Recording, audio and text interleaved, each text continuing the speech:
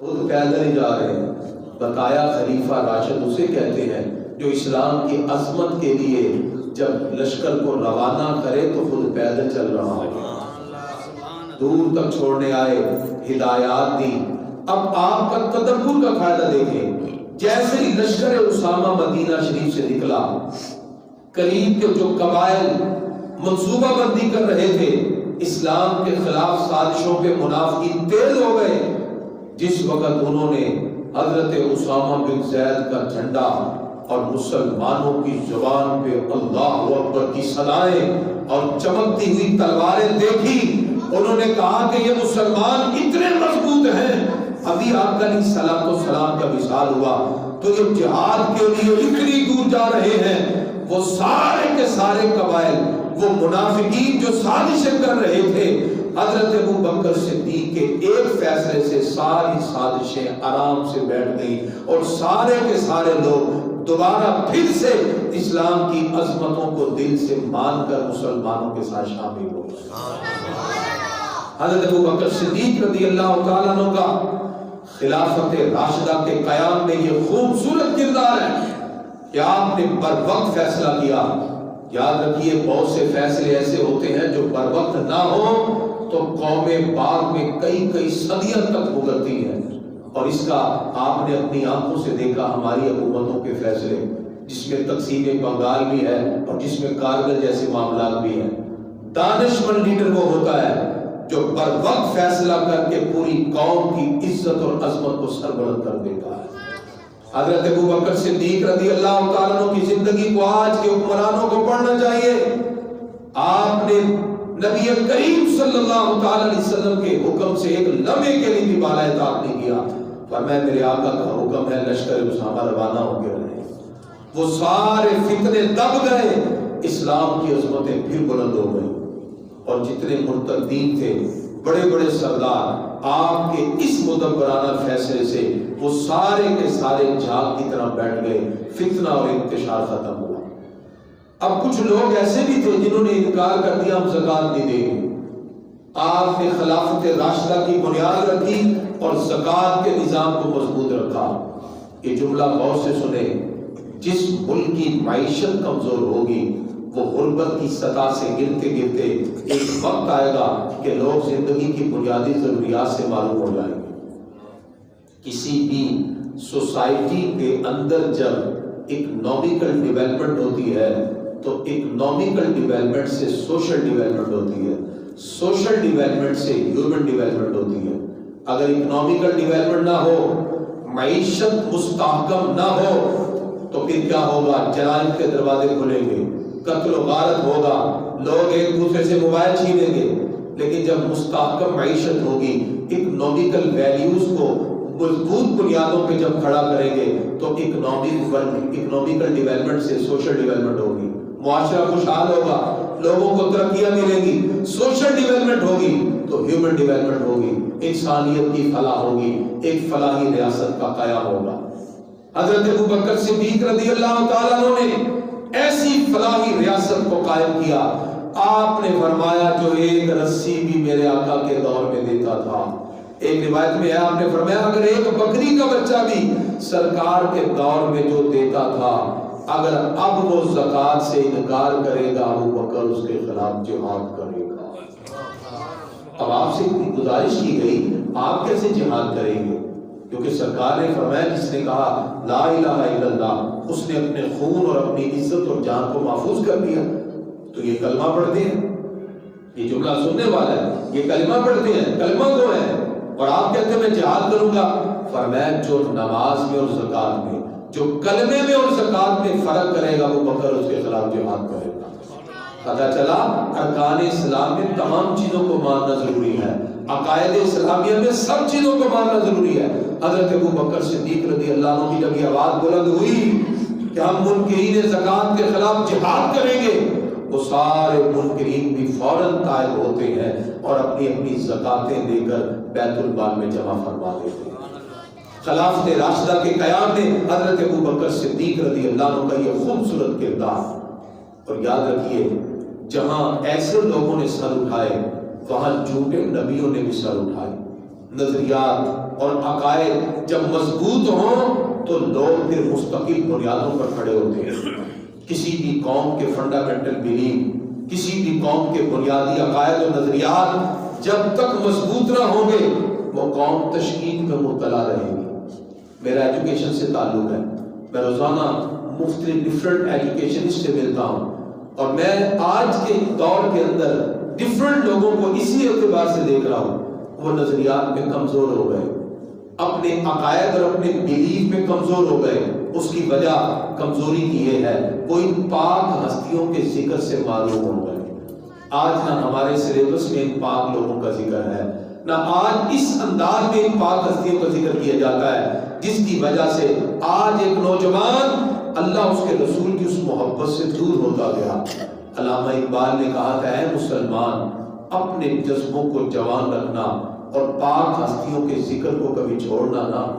Europe چاہتا ہے وہ فاقہ کش جو موت سے گھبراتا نہیں ذرا، روح محمدی اس کے بدن سے نکال دو۔ فکر عرب کو دے کر فرنگی تخیلات، اسلام کو حجاز اور یمن سے نکال دو۔ یہ پلان ہے یورپ کا۔ اقبال نے یورپ میں جا کے پی ایچ ڈی کی، پلٹ کے آئے اور کہا نہ کر اندازہ فرنگ کا اس کتاب ناکی سے، بجلی کے چراغوں سے اس جوہر کی بردا کی۔ مجھے ڈر ہے کہ ہے طفلانہ طبیعت تیری، بڑے عیار ہیں یورپ کے شکر پارا فروش۔ جہاں ہمیں بہت سے معاملات کا معاشی طور پر، معاشی بحران کے طور پر پرابلم کا سامنا کرنا پڑ رہا ہے، وہیں ہمیں عقائد اور نظریات کے حوالے سے دن دہاڑے ہمارے آقا کے سر اقدس سے ختم نبوت کا تاج اتارا جاتا ہے۔ ابو بکر صدیق رضی اللہ عنہ کے دور میں جھوٹے نبی پیدا ہوئے، ادھر سے مسیلمہ کذاب، ادھر سے سجا بنت حارث، ادھر سے اسود انسی، ادھر سے طلیحہ بن خیرت، یہ چاروں سانڈ نکلے۔ انہوں نے کہا ہم نبی ہیں، اور یہ بہت بڑا اس وقت مارکا تھا۔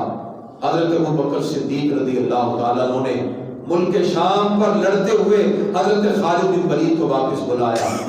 حضرت شرجیل رضی اللہ عنہ پہلے گئے، اس کے بعد دوسرا لشکر گیا، پھر حضرت خالد بن ولید رضی اللہ عنہ کی قیادت میں لشکر گیا۔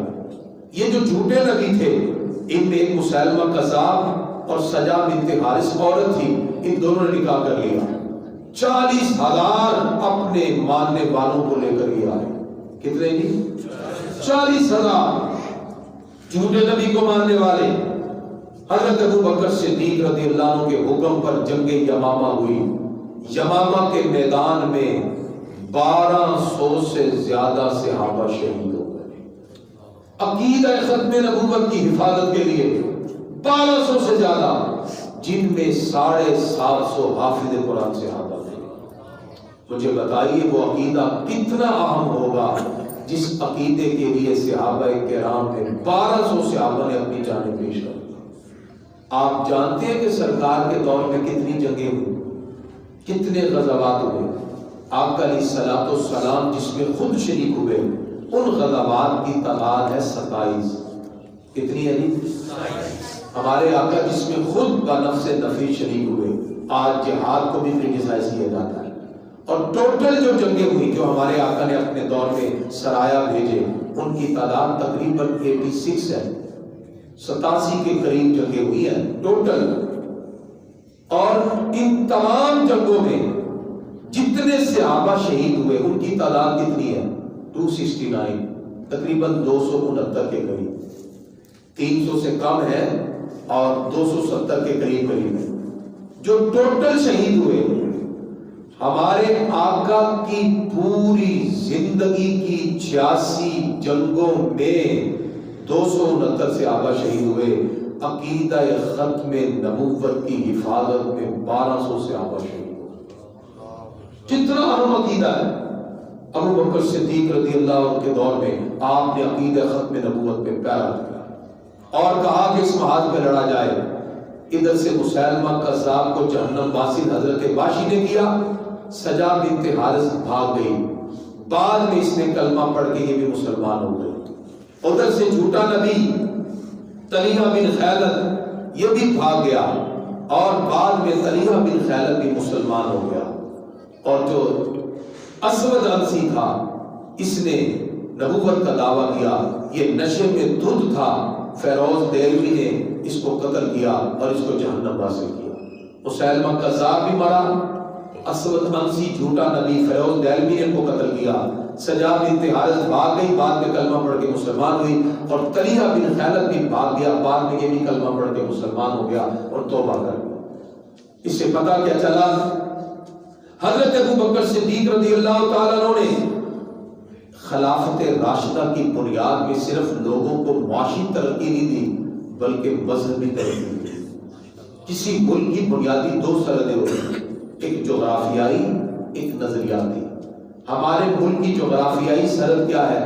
واگا کے پار بھارت ہے، یہ کیا ہے؟ جغرافیائی سرحد۔ اس کی لمٹ ہر ملک کے اندر اس کا حکمران متعین کرتا ہے، لیکن ایک ہر ملک کی نظریاتی سرحد ہے، اور نظریاتی سرحد ملک کا سربراہ نہیں، اللہ اس کے رسول مقرر کرتے ہیں۔ اس ملک کی بھی نظریاتی سرحد ہے۔ یہ ملک بنا کس بنیاد پر ہے؟ جب یہ ملک بنا تو ایک ہی آواز تھی، پاکستان کا مطلب کیا؟ لا الہ الا اللہ۔ دستور ریاست کیا ہوگا؟ محمد رسول اللہ۔ اس بنیاد پہ بنا، 20 لاکھ لوگوں نے اپنی جانیں دے دی ایک نظریے کے تحت یہ ملک بنا ہے۔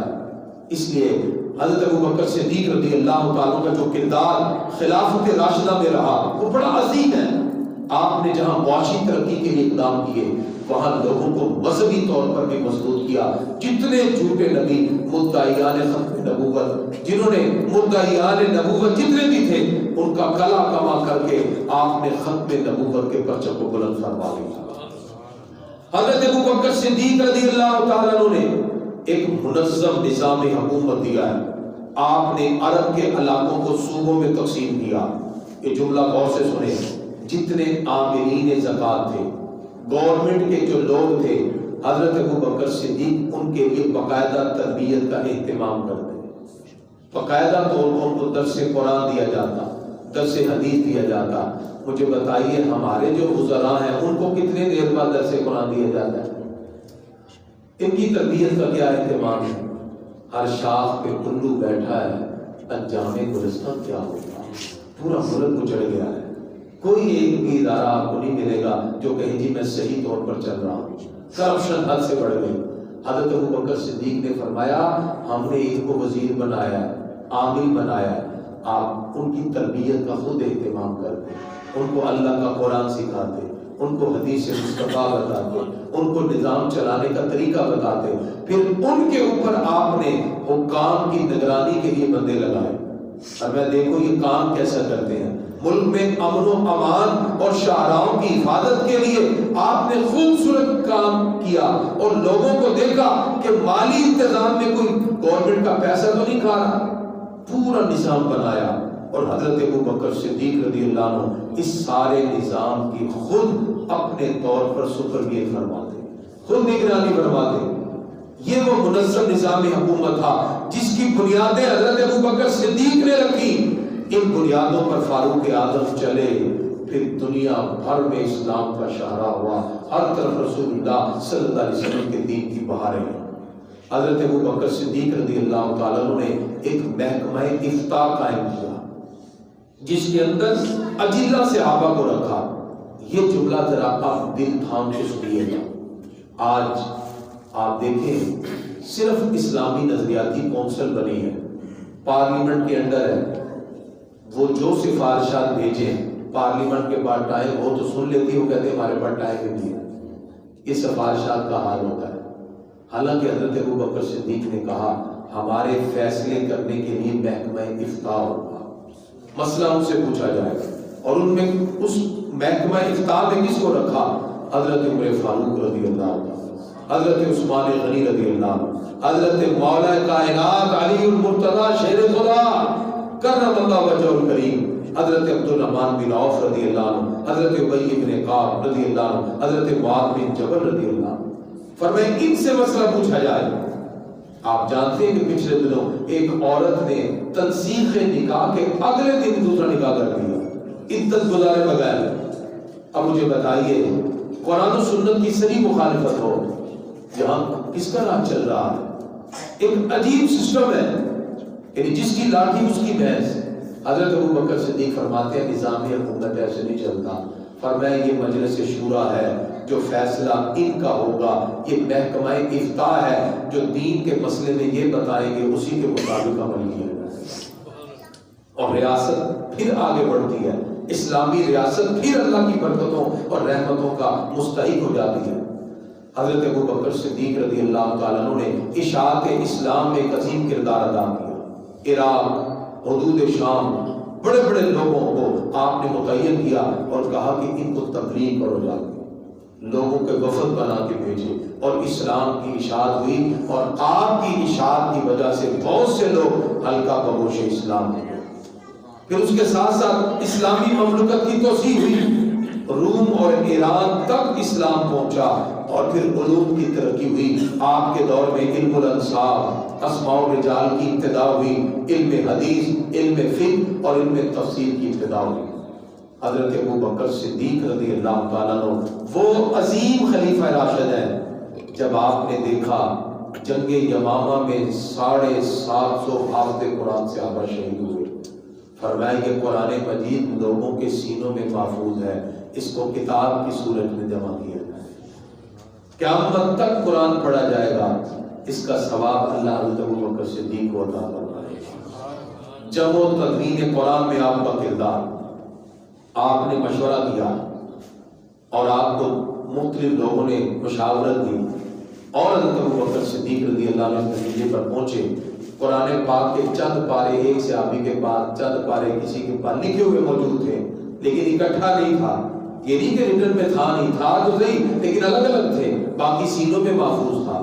آپ نے حضرت زید بن ثابت کی ڈیوٹی لگائی، انہوں نے 2 گواہیاں لے کر ایک آیت کو لکھا، اور اس طرح یہ طویل محنت کے بعد پہلا مصحف صدیقی تیار ہوا، پہلا قرآن مجید کا نسخہ تیار ہوا، اور یہ وہ نسخہ ہے جو آج بھی ہمارے پاس موجود ہے، قیامت تک کے لیے قرآن پڑھا جائے گا، اور ایک کتابی صورت میں جمع کرنے کا ثواب اللہ حضرت ابوبکر صدیق کو عطا فرمائے۔ اس لیے گرامی حضرات، جناب حضرت ابوبکر صدیق رضی اللہ تعالیٰ عنہ خلافت راشدہ کی بنیاد رکھنے والے ہیں۔ ہمارا آج کا موضوع خلافت راشدہ میں اور اس کے قیام میں خلیفہ اول حضرت ابوبکر صدیق کا کردار۔ حضرت ابوبکر صدیق رضی اللہ عنہ ملٹی ڈائمینشن پرسنالٹی رکھتے ہیں، آپ کی ذات میں اتنی خوبیاں ہیں۔ ہم نے پچھلے سال 30 پروگرام کیے، 30 پروگرام کرنے کے بعد ہم کہہ رہے تھے اگر ہمیں اگلے 30 دن بھی ملے، خدا کی قسم ابوبکر صدیق کے فضائل کا ایک باب بھی پورا نہیں ہوتا۔ اس مرتبہ ہم نے 60 موضوع بنائے، 40 پروگرام ہے، جس میں سے 10واں پروگرام ہم آپ کے سامنے اب کر رہے ہیں، آگے پروگرام ابھی باقی ہے۔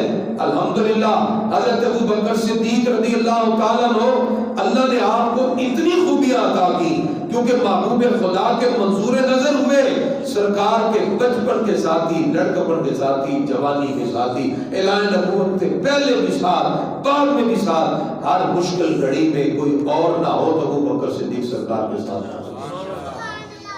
آپ کی بیٹی حضرت عائشہ صدیقہ طیبہ طاہرہ سرکار کی زوجہ ہیں، ہم سب کی ماں ہیں، ام المومنین حضرت عائشہ صدیقہ رضی اللہ عنہ، خاندانی رقابت، آپ کا سلسلہ نسب 7ویں پشت میں جا کے سرکار سے مل جاتا ہے۔ 7ویں دادا ہمارے آقا کے ابوبکر صدیق کے ایک ہیں، 7ویں پشت میں جا کے مل جاتا ہے۔ حضرت ابوبکر صدیق رضی اللہ تعالیٰ عنہ آپ کا زہد و تقویٰ، آپ کا ورع، آپ کا تدبر، آپ کا تفقہ، آپ کا دین اسلام کی اشاعت کے اندر عظیم کردار، اور خلافت راشدہ کے بنیادی طور پر جو آپ نے خطوط واضح کیے، انہی خطوط پہ چل کر بعد میں یہ خلافت راشدہ بڑھی تو 44 لاکھ مربع میل، 44 لاکھ مربع میل تک ہر طرف اسلام پھیلا، آدھی دنیا تک اسلام پھیلا۔ تو گرامی حضرات، حضرت ابوبکر صدیق رضی اللہ تعالیٰ عنہ وہ عظیم خلیفہ ہے جن کی زندگی رسول اللہ صلی اللہ علیہ وسلم کی اطاعت میں ایسے گزری ہے۔ آپ کا علیہ الصلوۃ والسلام نے ایک دن صحابہ کی جماعت کے سامنے کہا، میرے بڑے بڑے دوست ہیں، سرکار فرماتے ہیں لیکن کسی کے مال اور کسی کی صحبت نے مجھے اتنا فائدہ نہیں دیا جتنا فائدہ مجھے ابو بکر کے مال اور صحبت نے دیا۔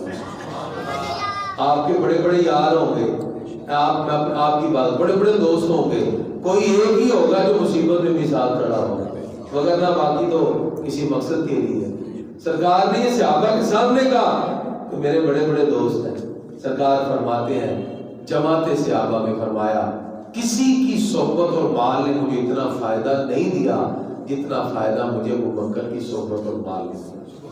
اور سرکار نے یہ اعتراف کرتے ہوئے کہا ہر ایک کے احسان کا بدلہ میں نے دنیا میں دے دیا، جس نے مجھ پہ جو احسان کیا۔ سرکار کیا فرماتے ہیں میں نے اس کا بدلہ دنیا میں دے دیا، سوائے ابو بکر صدیق کے ان کے احسان کا بدلہ اللہ ہی قیامت میں عطا فرمائے، اللہ ہی عطا فرمائے۔ آج ہم اس عظیم ہستی کا ذکر کر رہے ہیں جن سے ہمارے آقا پوری زندگی راضی رہے اور وصال کے بعد بھی راضی ہے اور اپنے مزار میں اپنے ساتھ رکھا ہوا ہے۔ جناب حضرت ابو بکر صدیق رضی اللہ تعالیٰ عنہ نبی کریم صلی اللہ تعالیٰ علیہ وآلہ وآصحابہ وبارک وسلم کے ساتھ گہری محبت، گہری عقیدت اور نبی کریم صلی اللہ علیہ وسلم کی اطاعت کے ساتھ ساتھ خلافت راشدہ اور اسلامی ریاست کو، اسلامی حکومت کو بنیادی خطوط پر کھڑا کرنے کے لیے آپ کا عظیم کردار ہے۔ آپ نے ایک منظم اسلامی حکومت قائم کی، آپ نے نظریات اور عقائد کی بھی حفاظت کی اور آپ نے عملی طور پر اقدامات کرتے ہوئے معاشی طور پر اسلامی ریاست کو خوشحال بنا دیا۔ ہم دعا کرتے ہیں اللہ تعالیٰ ملک پاکستان کو بھی ایسی خوشحالی عطا فرمائے۔ کوئی صدیق اکبر کا غلام اللہ ہمیں بھی دے دے جس کی برکت سے پھر اس ملک میں وہ بہاریں آئیں کہ ہم کبھی کہتے تھے چائنا معاشی معاملات میں ہم سے نیچے ہے، ہمارا پیسہ بھارت سے بھی اوپر ہے، ہم فخر سے کہتے تھے، آج وہ سارے ہم سے اوپر ہیں، ہم سب سے نیچے ہیں۔ سبب اس کا کچھ اور ہی ہے جسے تو خود سمجھتا ہے۔ علامہ کی زبان میں علامہ اقبال کہتے ہیں سبب اس کا کچھ اور ہی ہے جسے تو خود سمجھتا ہے، سوال بندہ مومن کا بے زری سے نہیں۔ میرے ہاتھ میں تھا جب تک میرے مصطفیٰ کا دامن، میرے پاؤں چومتی تھی یہی گردش زمان۔ خدا کی قسم کامیابی ایک ہی چیز میں ہے کہ محمد سے وفا تو نے تو ہم تیرے ہیں۔ یعنی اس سرکار سے پیار کریں سچا، دکھلاوے والا نہیں، کیونکہ اس بارگاہ میں دو نمبری چلتے ہوئی کہ محمد سے وفا تو نے تو ہم تیرے ہیں، یہ جہاں چین ہے کیا لو قلم تیرے ہیں، قوت عشق سے ہر پست کو بالا کر دے، دہر میں اس میں محمد کو اجالا کر دے۔ یہ وہ نام ہے جو کوئی کام بگڑنے نہیں دیتا، بگڑے بھی بنا دیتا ہے، بس نام محمد صلی اللہ علیہ وآلہ وآصحابہ وبارک وسلم۔ حضرت ابو بکر صدیق رضی اللہ عنہ کی زندگی کا بھی خلاصہ یہی ہے اور ہمیں بھی زندگی ایسی گزارنی ہے۔ انہیں جانا، انہیں مانا، نہ رکھا غیر سے کام، للہ الحمد میں دنیا سے مسلمان کیا۔ حضرت ابو بکر صدیق رضی اللہ تعالیٰ عنہ 13 ہجری 22 جمادی الاخری کو آپ کا وصال ہوتا ہے۔ حضرت ابو بکر صدیق رضی اللہ تعالیٰ عنہ نے جو نیا سوٹ پہنا تھا وہ بھی اتار کر پرانا سوٹ پہنا اور اپنے بیٹے کو کہا یہ اچھا سوٹ بھی بیت المال میں جمع کروا دینا، ہو سکتا ہے کہ کوئی ضرورت مند ہو وہ اس سوٹ کو پہن لے، اور میں میرے لیے پرانا ہی کافی ہے۔ اتنی سادگی، اور جتنا پیسہ بیت المال سے آپ نے لیا اپنی مدت خلافت میں آپ نے وہ سارے کا سارا جمع کر کے بیت المال میں جمع کروا۔ سادگی، عاجزی، انکساری سے حضرت ابو بکر صدیق رضی اللہ تعالیٰ عنہ نے اسلامی ریاست خلافت راشدہ کی بنیاد رکھتے ہوئے پوری امت کے حکمرانوں کو پیغام دیا۔ خلیفہ اسے کہتے ہیں جو بڑھیا کے گھر میں جھاڑو بھی دیتا ہے اور عوام کی خبرگیری بھی کرتا ہے۔ اس لیے فرمایا جو تمہارے نزدیک کمزور ہے میرے نزدیک کمی ہے۔ یہ ابو بکر صدیق رضی اللہ عنہ کا تاریخی جملہ ہے۔ اللہ تعالی ہم سب کو پاک ہستیوں کا ذکر سنتے ہوئے ان کے نقش قدم پر چلنے کی توفیق عطا فرمائے۔